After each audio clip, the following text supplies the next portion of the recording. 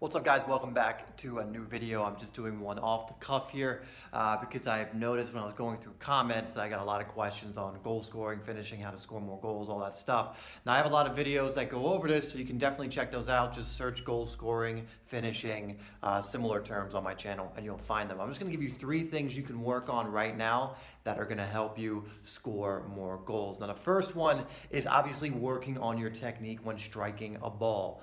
Now, of course, being able to curl it into the corners is going to be essential, but I also want you to work on making clean contact. If you can start getting into the habit of being able to strike a ball cleanly automatically, that is just going to help you score more goals no matter what. Because then when you're in matches, you're going to react on instinct instead of having to figure everything out, set yourself up for the shot, all that stuff. You'll just be able to take the shot and hopefully put it on target and score.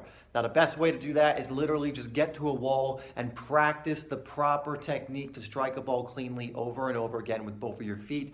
Just having this technique in the bag is going to help you score more. Of course, you need to work on your accuracy after you have this technique completed or you've mastered it. And you also, need to work on it in different situations and different types of finishes. But I think this is the quickest way, or the first technique you should work on if you really want to up your goal tally. And again, just get to a wall and do it.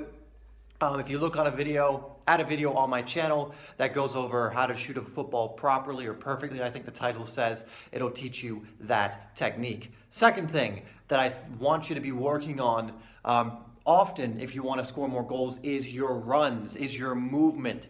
A very underrated area, but you are never going to score goals, or at least that many, especially not consistently, if your movement is poor. So what does this mean? This means you need to get good at making runs that get you into goal scoring positions. You need to get good at crashing the goal when shots are being taken so you can score rebounds. You need to know what position you need to be in, what run you need to make in order to get free in the box or create that yard of space that is going to allow you to score. Because if you work on the first thing I went over, the shooting, the finishing, it doesn't really matter if you're not getting any shots or you're never getting into a goal scoring position in a match.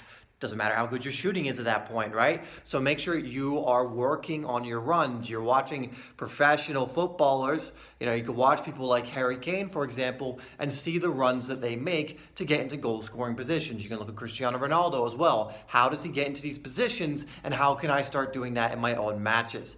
That's the next thing to look at. And the final one is working on your confidence in front of net. Now, working on these first 2 is going to help you help develop your confidence. Absolutely. When you work on your technique, when you work on your runs and you're getting good at these skills, it will boost your confidence. So make sure you're doing those first 2, but there are plenty of other things you can do as well. One thing I want you to get in the habit of is actually truly believing you are going to score every single time you have an opportunity. Now, of course, in reality, you're not going to score every chance, but it doesn't serve you to doubt yourself in those moments. What does serve you is to be completely confident so that you can react, so you can be working through instinct instead of being all up in your head going, I'm going to miss, I don't know what to do, blah, blah, blah, right? You want the positive reinforcement. So every time, for example, when I have a chance in a game, I never even think of missing. I always think, I'm going to score. It's a goal. It's a foregone conclusion. I'm going to score. And if I miss, I just go, oh, well, I'll get the next one, and I repeat, I'm going to score.